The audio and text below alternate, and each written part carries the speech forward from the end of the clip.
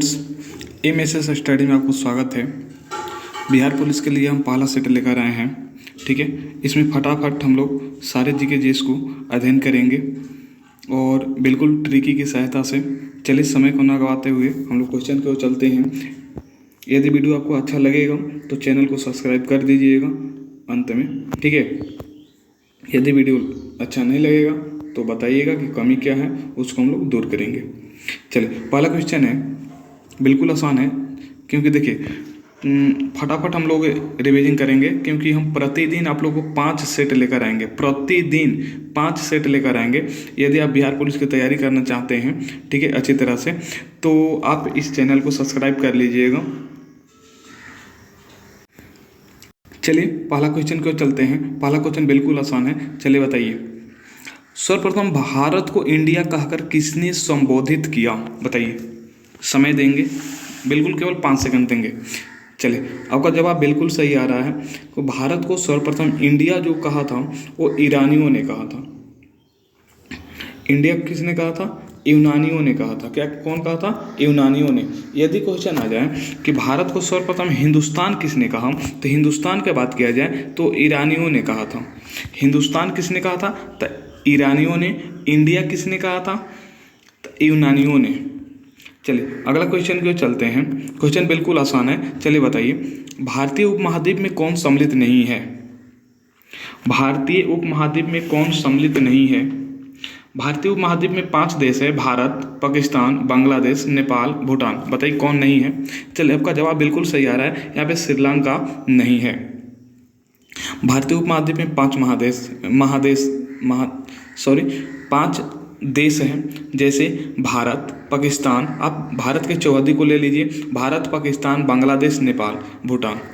उसमें से आप लोग श्रीलंका को छोड़ दीजिएगा और यहाँ चीन ऑप्शन में सर्वाधिक मात्रा में श्रीलंका और चीन देता है। चलिए अगले क्वेश्चन की ओर चलते हैं। क्वेश्चन है, उत्तर प्रदेश राज्य की सीमा भारत के कितने राज्य को स्पर्श करती है? चलिए बताइए, उत्तर प्रदेश की जो राज्य की सीमा है भारत के कितने राज्य से स्पर्श करती है? चलिए, आपका जवाब बिल्कुल सही आ रहा है, 8। यदि एक केंद्र शासित प्रदेश को शामिल कर दिया जाए जैसे दिल्ली, ठीक है, तो 9 क्षेत्र हो जाएगा। लेकिन यहाँ प्रश्न आपसे पूछा गया है केवल कि राज्य की सीमा कितने राज्य, समझिए, राज्य पूछा है तो राज्य 8 है। चलिए अगले क्वेश्चन की ओर चलते हैं कि भारत के जल क्षेत्र सीमा कहाँ तक फैली है? बिल्कुल क्वेश्चन आसान है, बताइए। आपका जवाब बिल्कुल सही आ रहा है। जब जल क्षेत्र की बात आ जाए, देखिए फिर से हम समझा देते हैं आप लोगों को अच्छी तरह से। जब जल क्षेत्र की सीमा की बात आ जाए तो यहाँ आ जाता है 12 समुद्री मील जल सीमा क्षेत्र के अंतर्गत। लेकिन जब आ जाए कि संलग्न क्षेत्र कितना है, तो संलग्न क्षेत्र है 24 समुद्री मील, ध्यान रखिएगा। वहीं यदि आ जाए अनन्य आर्थिक क्षेत्र कितना है, तो 200 समुद्री मील होता है। वहीं यदि आ जाए कि उच्च सागर क्या है, तो 200 समुद्री मील से अधिक वाले क्षेत्र को उच्च सागर क्षेत्र कहते हैं। चलिए आगे चलते हैं। क्वेश्चन है कि भारत के सबसे पूर्वी बिंदु, चलिए बताइए, पूर्वी बिंदु का नाम बताना है, जो कि बिल्कुल आसान है। चलिए, आपका जवाब बिल्कुल सही आ रहा है। यहाँ पूर्वी बिंदु की बात किया जाए, भारत की सबसे पूर्वी बिंदु, ठीक है, तो किबिथु है। कौन है? किबिथु। अच्छा, यहाँ बात किया जाए कि दक्षिणतम बिंदु क्या है, तो दक्षिणतम बिंदु इंदिरा पॉइंट है, जो कि ग्रेट निकोबार द्वीप समूह में है। अच्छा, यहाँ बात किया जाए कि उत्तरी बिंदु क्या है, तो उत्तरी बिंदु इंदिरा कौल है, जो कि लद्दाख में है।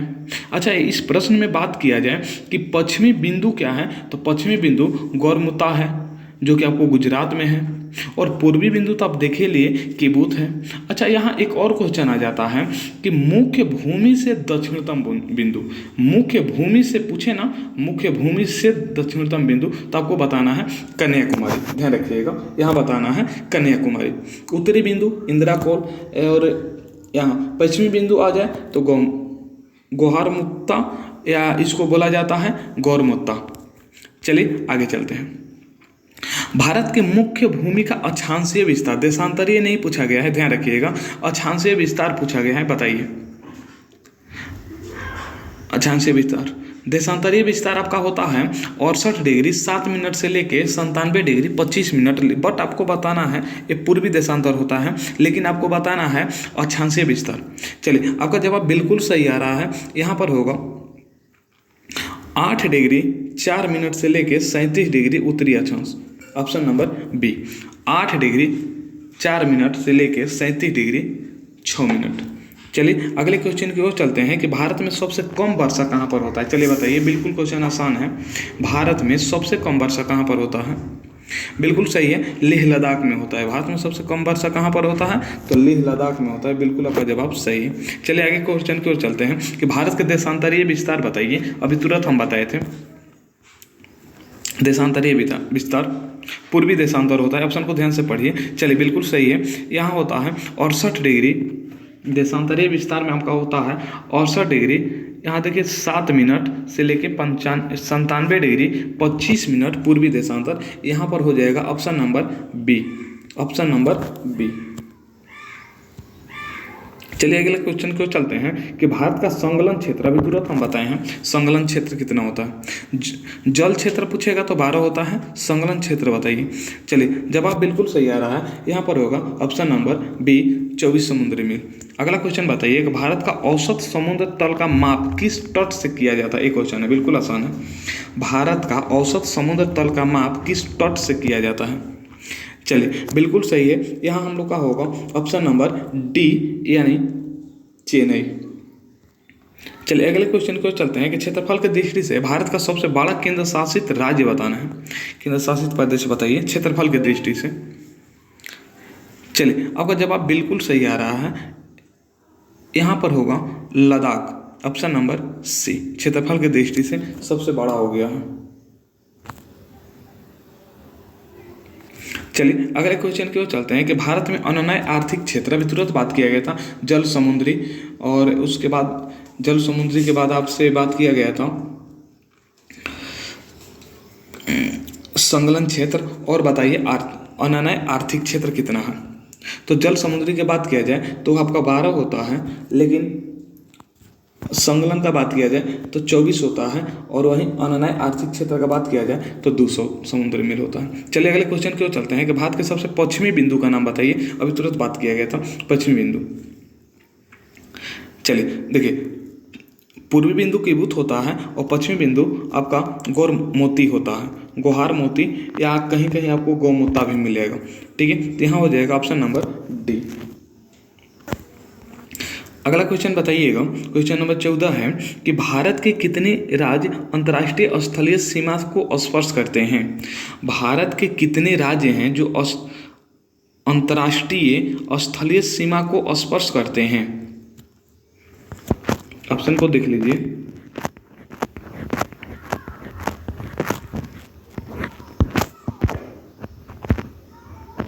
बताइए, क्वेश्चन नंबर 14 का जवाब दीजिए। 16 राज्य है। कितने राज्य हैं? 16 राज्य हैं। चलिए ऑप्शन नंबर सी होगा। अगला क्वेश्चन बताइए कि भारत का कुल क्षेत्रफल कितना है। बताइए, आपका जवाब बिल्कुल सही आ रहा है, 32,87,263 किलोमीटर। Option number B. चलिए अगले क्वेश्चन की ओर चलते हैं। क्षेत्रफल के दृष्टि से सबसे छोटा केंद्र शासित राज्य कौन सा है? केंद्र शासित राज्य बताना, केंद्र शासित प्रदेश सबसे छोटा। चलिए बिल्कुल सही है, यहाँ पर होगा ऑप्शन नंबर सी, लक्षद्वीप। अगला क्वेश्चन है, रत्नाकर हिंद महासागर का उपनाम है। किस हिंद महासागर का रत्ना सागर उपनाम है? बताइए। Question number 17। चलिए जवाब आपका बिल्कुल सही आ रहा है। क्वेश्चन नंबर 17 का ऑप्शन नंबर होगा बी, हिंद महासागर। अगला क्वेश्चन बताइए, मुख्य भूमि का दक्षिणतम बिंदु बताना है कि दक्षिण में कौन है। बताइए। देखिए यहाँ आपको इंदिरा पॉइंट भी है और कन्याकुमारी भी है, तो ध्यान से पढ़कर बताइए। यहाँ आपसे बात किया गया है मुख्य भूमि का दक्षिणतम बिंदु। जवाब बिल्कुल सही आ रहा है, यहाँ पर होगा कन्याकुमारी। अगला क्वेश्चन है, कर्क रेखा से भारत के कितने राज्य होकर गुजरते हैं? तो सभी लोग जानते हैं, यहाँ पर होगा 8। अगला क्वेश्चन है कि कर्क रेखा भारत के किस राज्य से नहीं गुजरता है? तो इस तरह के क्वेश्चन को ध्यान से पढ़ना पड़ता है। ठीक है, ऑप्शन को याद करना, ऑप्शन को या राज्य को, 8 राज्य को नाम याद करना है। उन राज्यों में से बताइए कौन नहीं है। चलिए, जवाब बिल्कुल सही आ रहा है। यहाँ पर मणिपुर से स्पर्श नहीं करती है। बाकी 8 राज्य मित्र पे गमछा झाड़े ट्रिक है। अगला क्वेश्चन है कि भारत में सर्वाधिक बोली जाने वाली भाषा कौन है भारत में? जवाब बिल्कुल सही आ रहा है। यहाँ पर होगा ऑप्शन नंबर डी, हिंदी। चलिए, अगला क्वेश्चन है कि विश्व में क्षेत्रफल की दृष्टि से भारत का स्थान क्या है? भारत का स्थान बताना है। आपका जवाब बिल्कुल सही आ रहा है। यहाँ पर होगा 7वां, ऑप्शन नंबर सी। अगला क्वेश्चन है कि भारत के दक्षिणतम बिंदु यानी भूमध्य रेखा से कितनी दूरी पर स्थित है, बताइए। तो भारत का दक्षिणतम बिंदु भूमध्य रेखा से 876 यानी ऑप्शन नंबर सी। आपका जवाब बिल्कुल सही है। अगला क्वेश्चन है कि भारत की सबसे बड़ी जनजाति कौन है? आपका जवाब बिल्कुल सही आ रहा है। यहाँ पर बड़ी जनजाति भील होगा। अगला क्वेश्चन है कि हिमालय किस प्रकार के पर्वत हैं, बताइए। क्वेश्चन बिल्कुल आसान है। आपका जवाब बिल्कुल सही आ रहा है। यह एक बलित पर्वत है। अगला क्वेश्चन है कि 82.5 डिग्री पूर्वी देशांतर रेखा कहाँ से गुजरती है, ये बताना है। तो आप लोग सभी लोग जानते हैं कि उत्तर प्रदेश के नैनी से होकर गुजरती है। ऑप्शन नंबर यहाँ पर होगा ए, नैनी से होकर गुजरती है। अगला क्वेश्चन है कि भारत को सर्वप्रथम हिंदुस्तान किसने कहा था? तभी तुरंत हम बताए हैं। इंडिया बोलेगा तो ईरानी होगा, हिंदुस्तान बोलेगा हिंदुस्तान, बताइए, ईरानी होगा। ठीक है, इंडिया बोलेगा तो यूनानी होगा, हिंदुस्तान बोलेगा तो ईरानी होगा। चलिए, अगले क्वेश्चन की ओर हम चलते हैं। अगला क्वेश्चन है, ध्यान से पढ़िए। क्वेश्चन है कि 82.5 डिग्री पूर्वी देशांतर रेखा यानी भारत का मानक समय रेखा बोला जाता है उसको। ये भी क्वेश्चन आता है कि भारत का मानक समय रेखा कितने को कहा जाता है, तो ध्यान रखिएगा 82.5 डिग्री पूर्वी देशांतर को। तो 82.5 डिग्री पूर्वी देशांतर रेखा भारत के कितने राज्य से होकर गुजरती है, ये बताना है आपको। आपका जवाब बिल्कुल सही आ रहा है। ये 5 राज्य से होकर गुजरती है। कितने राज्य से? 5 राज्य से होकर गुजरती है। उत्तर प्रदेश, मध्य प्रदेश, छत्तीसगढ़, उड़ीसा, आंध्र प्रदेश। चलिए अगले क्वेश्चन की ओर चलते हैं। एक समुद्री मील कितने के बराबर होते हैं? जवाब बिल्कुल सही आ रहा है। यहाँ पर होगा ऑप्शन नंबर सी, 1.852 किलोमीटर। अगला क्वेश्चन है कि भारत की कुल स्थलीय सीमा की लंबाई कितना है?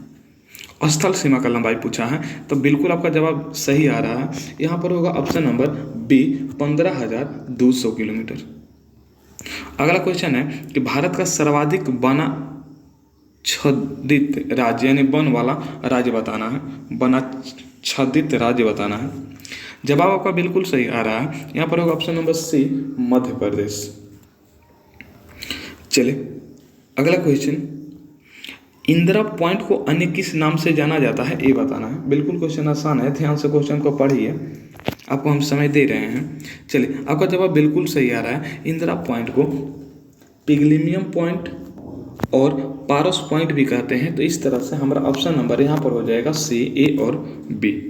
चलिए अगला क्वेश्चन है कि भारत के कुल कितने राज्य स्थल रुद्र हैं?